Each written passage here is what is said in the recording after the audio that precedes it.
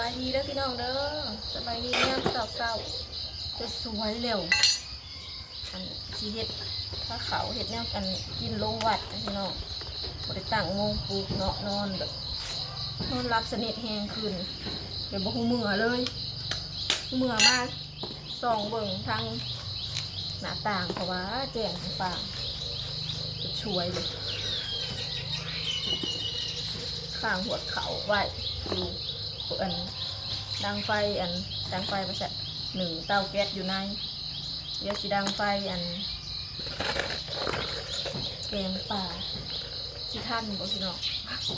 สวยเลยซาปกติซ้ำนี้เลยเอาไปเลยแล้ว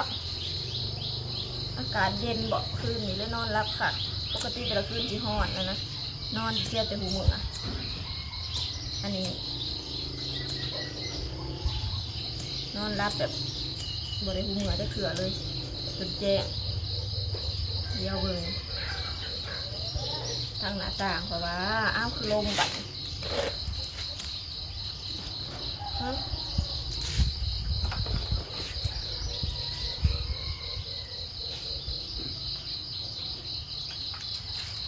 ฝนตกเลย ตกเลยตกหน่อยหนึ่งเฮาได้ยินเสียงฝนลูกมาเดี๋ยวมันตกแห้ง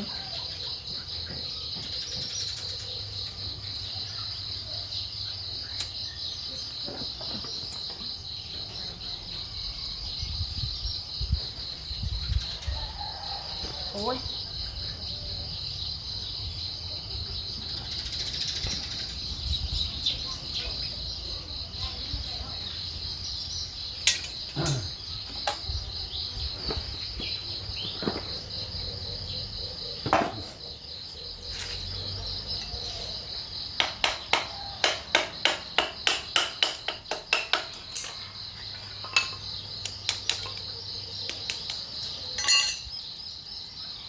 แกงปลาโคตรปลาชิหนึ่งพักแก้วปลาแดกแต่พักเขาหนึ่งไว้เดี๋ยวพี่น้องนี่เขาสิแกงปลาเขาไม่เขาหนึ่งเตาแก๊สอยู่ในมีที่มีเตาแก๊สถ้าไม่มีเตาแก๊สบ่ทำเป็นสวย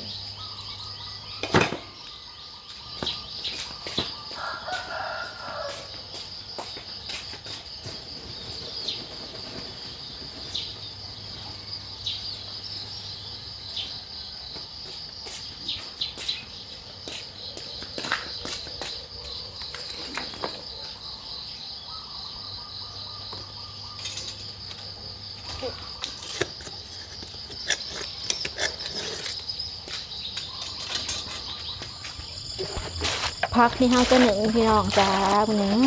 งามพักก็เกิดตามธรรมชาติเลยหยอดคางามอ่อนๆเก็บจากสวนเฮาเองมันก็สิหนึ่งแล้วก็เห็ดแจ่วมะเดื่อพี่น้องบุ้งผักเห็ดกระด้างหนึ่งไว้แต่กันอื่นคุณละยัง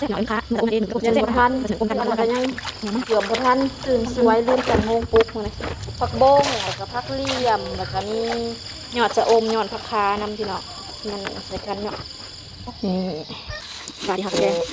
ปลาปลากดไอ้บางเพิ่นก็จะเป็นเพิ่นตึกแห่ได้ในหัวไอ้บ่เลยยังได้บุ๊บปลากด3โตเฮาก็สิมาคั่วมาหั่นพี่น้องมาหั่นมาซอยเป็นสิ้นน้อยๆแกงนี่ปลากาไข่ได้พี่น้องเลยไข่เป็นไข่เบิดบ่ไข่เบิด3โตบ่จักเดี๋ยวมาเบิ่งกันตะสะออนปลากาปลาสดๆงามๆปลากดปลาแกงลงวัดพี่น้องจ้ะแกงใส่ผักใส่ใบผักนะใส่ผักกำนินกับหยอดขาอ่อนนี่แหละปลาไข่ปลานะป้าตะสะออนปลายามนี่เนาะปลายามพุนมันกระสิบมันจะปลาเมฆไข่นะเล็กพี่น้องจ้ะไข่ทุกตัวเลยนี่ตัวนี้กันจะเต็มดี ไข่ปลาแม่ไข่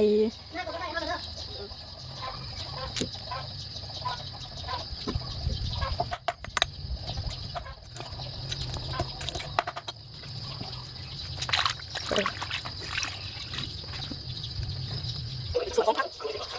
ไข่แกงมี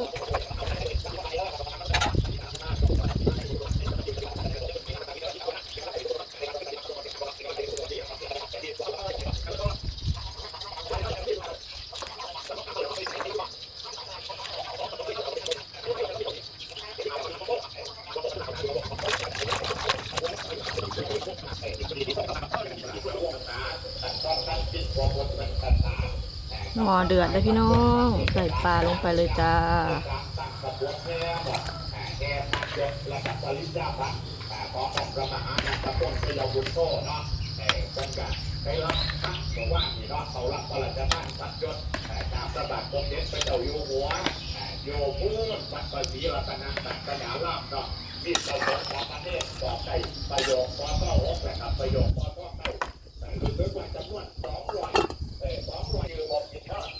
ตำแจ่วปลาแดกแล้ว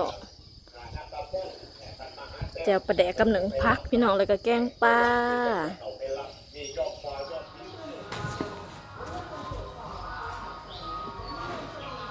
ถุงทำกระแตงปลาเขาเหลือเลยพี่น้องพักเรียนปลาก็สวยแล้วแกงปลากดเมไข่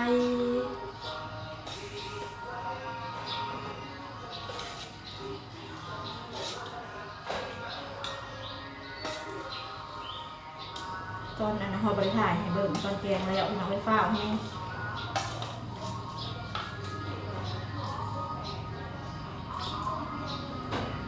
จ้า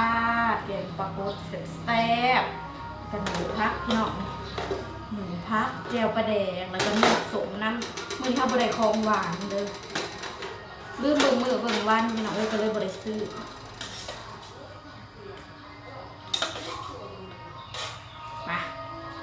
ไปกันเลยบัดนี้สวยเลยพี่น้อง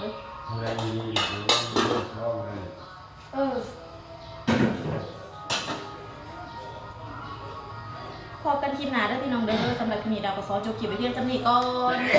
บุญน้ำกันพี่น้องจ้าสำหรับใครที่มาเ